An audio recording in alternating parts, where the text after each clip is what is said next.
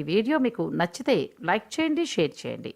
మరింత భక్తి, జ్యోతిష, వాస్తు, రాశి ఫలాల కోసం మా ఛానల్ని సబ్స్క్రైబ్ చేసుకోండి. నమస్కారం హరి శర్మ గారు. నమస్తే నాన్న. సార్, సోమవారం రోజు జూలై 13న శివుడికి బాగా ఇష్టమైన రోజు. ఆ రోజు కనుక పూజలు చేసుకుంటే ఖచ్చితంగా అనుకునేవన్నీ మనం అచీవ్ చేసుకోవచ్చు. ఏ పనులు అయితే ఆగిపోయి ఉన్నాయో అవన్నీ కంప్లీట్ చేసుకోవచ్చు అనే రకంగా అయితే విన్నాను. ప్రత్యేకమైన రోజు అని చెప్పేసి విన్నాను. అసలు ఆ రోజు ఏంటి, ఎలాంటి పూజలు చేసుకుంటే బాగుంటుంది? విశేషమైనటువంటి రోజులు కొన్ని వస్తుంటాయి నాన్న. సంవత్సరంలోనూ చాలా అరుదైనటువంటి రోజులు అవి. వాటినే జ్యోతిష శాస్త్రపరంగా అలభ్య యోగములు అంటారు. అంటే చాలా రేర్ కాంబినేషన్స్ అని చెప్పేసి. ఇప్పుడు మీరు అడిగినటువంటి రోజు 13వ తారీఖు జూలై నెలలో రాబోయేటువంటిది కూడా అలాంటి రోజే. ఓకే, ఇది ఏమాత్రము శివరాత్రితో తీసిపోనటువంటి రోజు, అంత శక్తివంతమైనటువంటి రోజు అనమాట. ఎందుకంటే గనక మామూలుగా సోమవారం అంటేనే శివుడికి చాలా ప్రీతి అయినటువంటి రోజు. అవును. దానికి తోడు శివుడు జన్మ నక్షత్రంగా పిలువబడేటువంటి ఆర్ద్ర నక్షత్రం అదే రోజు వచ్చింది.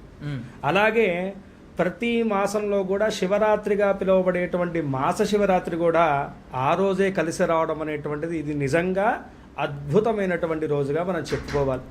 శివుడి యొక్క ఆరాధన అనేటువంటిది ఎక్కువగా మనం ఎందుకు చేస్తుంటాం అంటే కనుక మనకున్నటువంటి గ్రహ దోషాలను, మనకున్నటువంటి అరిష్టాలను, మనకున్నటువంటి దారిద్ర్యాలను తొలగించుకోవడానికి ఎక్కువగా పరమేశ్వరుని మనం పూజ చేస్తూ ఉంటాం. ఏ కష్టం వచ్చినా సరే ముందుగా శివాలయానికి వెళ్ళిపోతూ ఉంటాం. ఎందుకంటే ఆ కష్టాల నుంచి మనం బయటపడేసేటువంటి శక్తి ఆ పరమేశ్వరుడికే ఉందని చెప్పేసి మన విశ్వాసం. ఆ విధంగా ఆ పరమేశ్వరుణ్ణి అత్యంత విశేషదాయకంగా పూజ చేసుకోదగినటువంటి రోజు ఏమిటయ్యా అంటే కనుక రేపు రాబోయేటువంటి 13వ తారీఖు జూలై నెలలో వచ్చేటువంటిది. అయితే ఈరోజు స్వామివారికి ఏంటంటే కనుకను స్వామివారి అభిషేక ప్రియో శివ అని చెప్పేసి శాస్త్రం చెప్తుంది. శివుడికి ఏ పూజ చేయాలి అంటే కనుక నిస్సంశయంగా ఎవరైనా చెప్పేటువంటి మాట అభిషేకము అనేటువంటి మాట. ఎందుకంటే కనుక స్వామివారు హాలాహలాన్ని స్వీకరించిన తర్వాత ఈ ప్రళయం నుంచి ఈ విశ్వసృష్టిని మొత్తం కూడా కాపాడడానికి మన యొక్క విశ్వసృష్టి మీద పడాల్సినటువంటి విషాన్ని తన యొక్క కంఠంలో దాచుకుంటూ అగ్నిపర్వతం ఎలా అయితే ఉంటాయో అలాంటి వేల అగ్నిపర్వతాలు కలిసి ఒక కంఠంలో ఉంటే ఎలా ఉంటుందో అలా పరమేశ్వరుడికి ఆ హాలాహలం మంట ఎత్తుతూ ఉంటుందంట. అందుకనే ఆయన ఎప్పటికప్పుడు శాంతింపజేస్తూ ఈ విశ్వాన్ని శాంతింపజేయడానికి ఆయన్ని అభిషేకం చేస్తూ ఉంటారు. మామూలుగా ఏ శివాలయంలో మీరు గమనించినా సరే శివుడి పైన ధారాపాత్ర అని ఒకటి పెడతారు, కుండలాగా ఉంటుంది. దాని నుంచి చుక్క చుక్క చుక్క నీళ్లు పడుతుంటారు. అంటే నిరంతరం కూడా శివుడు తడిగానే ఉండేట్టుగా చూసుకుంటూ ఉంటారు. ఎందుకంటే కనుక ఇదే అంతరార్థం. ఆ విధంగా శివుణ్ణి ఉద్దేశించి ఈరోజు సాయం సమయంలోనూ చేయాలి పూజ. మాస శివరాత్రి, రాత్రి అనేటువంటి శబ్దానికి సూర్యుడు అస్తమించి చంద్రుడు ఉదయించినటువంటి సమయాన్ని రాత్రి సమయంగా మనం తీసుకుంటాం.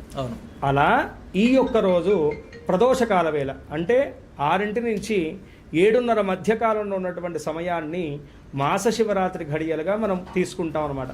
ఈ సమయంలో ఎవరైతే కనుక శివాలయానికి వెళ్తారో, శివుణ్ణి దర్శించుకుంటారో, శివుణ్ణి విశేషంగా అభిషేకం చేత పూజిస్తారో వారి యొక్క జన్మ చరితార్థమనే మనం చెప్పుకోవాలి. సో ఇప్పుడు మీరు అన్నట్టుగా మహాశివరాత్రి జరిగినప్పుడు చాలామంది ఉపవాసాలు ఉంటూ ఉంటారు. చాలామంది అనుకునేన్ని సాధించాలి. ఈ రోజు కనుక ఉపవాసం ఉంటే జాబ్ కానీ లేదంటే వ్యాపార పరంగా కానీ కుటుంబ సమస్యలు కానీ ఇలాంటివి చాలా ఉంటూ ఉంటాయి. అటువంటి వాళ్ళకి ఏదైనా మంచి రెమెడీ ఉండి ఆ రోజు కూడా ఏదైనా ప్రత్యేకమైన పూజలు చేసుకున్నటువంటిది అలాంటిది ఏమైనా ఉందా? తప్పకుండా నాన్న. ఈ యొక్క మాస శివరాత్రిని మహాప్రదోషము అంటారు. మామూలుగా శివుడికి ప్రదోషము అంటే ఈవినింగ్ టైం అనేటువంటిది స్వామివారి ఆరాధనకు చాలా విశేషం. అలాంటి వాటిలన్నిట్లో కూడాను నెలకొక్కసారి వచ్చేటువంటి మాస శివరాత్రిని మహాప్రదోషము అంటారన్నమాట. ఈ ప్రదోష సమయంలో చేసేటువంటి ఏ పూజ అయినా సరే సకల దోషమును తొలగింపజేస్తుంది అనమాట. ఎందుకంటే కనుక వాస్తవానికి ఈ యొక్క మహాప్రదోష సమయంలో అంటే మాస శివరాత్రి రోజు పార్వతీ పరమేశ్వరులు ఇద్దరు కూడా ఆనంద తాండవాన్ని చేసేటువంటి సమయంగా చెప్తూ ఉంటారన్నమాట.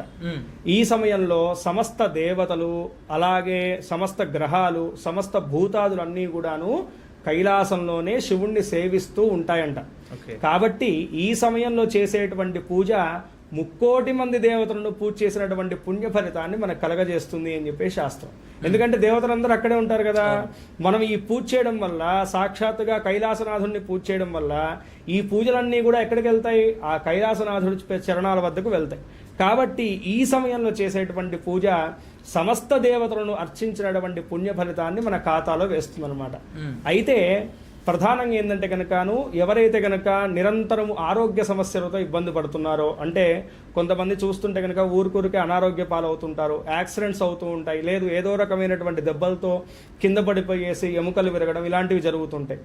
అలాంటి వాళ్ళు ఈరోజు తెల్ల నువ్వులతో కలిపినటువంటి బిల్వజలం నీళ్ళతోటి స్వామివారికి అభిషేకం చేయడం వల్ల ఆరోగ్య సమస్యలు తొలగిపోతాయి నాన్న. ఎవరైతే గనక క్యాన్సర్ వంటి మహారోగాలతో ఇబ్బంది పడుతున్నటువంటి వారు ఉన్నారో, మృత్యు సమస్యలతో ఇబ్బంది పడుతున్నటువంటి వారు ఉన్నారో, నిరంతరము జీవితంలో భయపడుతూ ముందడుగు వేయలేనటువంటి వాళ్ళు ఎవరున్నారో వాళ్ళు ఈరోజు భస్మజలంతో స్వామివారికి అభిషేకం చేయడం వల్ల అలాంటి భయదోషాలన్నీ కూడా, మృత్యుదోషాలన్నీ కూడా తిరిగిపోతాయి. ఎవరైతే కనుక ఉద్యోగ అవకాశాలు ముందు పడక, లేదు జీవితంలో ఆపర్చునిటీస్ అనేటువంటివి సరిగ్గా రాక నిరంతరం ఎవరైతే కనుక కష్టపడుతూ ఇబ్బంది పడుతున్నారో అలాంటి వాళ్ళు ఈరోజు చెరుకు రసంతో కానీ ద్రాక్ష రసంతో కానీ స్వామివారికి అభిషేకం చేయడం వల్ల సకల విధములైనటువంటి సక్సెస్, శుభాలన్నీ కూడా జీవితంలో కలుగుతాయి. అదేవిధంగా అతి ముఖ్యంగా వ్యాపారస్తులు ఎవరైతే ఉన్నారో వాళ్ళ వ్యాపారాభివృద్ధి కొరకు, లేదు ఇంట్లో ఎవరైనా సరే రుణ సమస్యలతో ఇబ్బంది పడుతున్నటువంటి వాళ్ళు ఉన్నారంటే, మనం అప్పు ఇచ్చినా మనం అప్పు తీసుకున్నా అది తీరనటువంటి స్థితిలో ఇబ్బంది పడుతున్నటువంటి వాళ్ళు ఉన్నారో ఈరోజు ఇలాంటి వాళ్ళే చాలా ఎక్కువ మంది ఉంటారు. ఇలాంటి వాళ్ళు ఖచ్చితంగా ఈరోజు వట్టివేర్ల నీళ్ళతోటి స్వామివారికి అభిషేకం చేయాలి.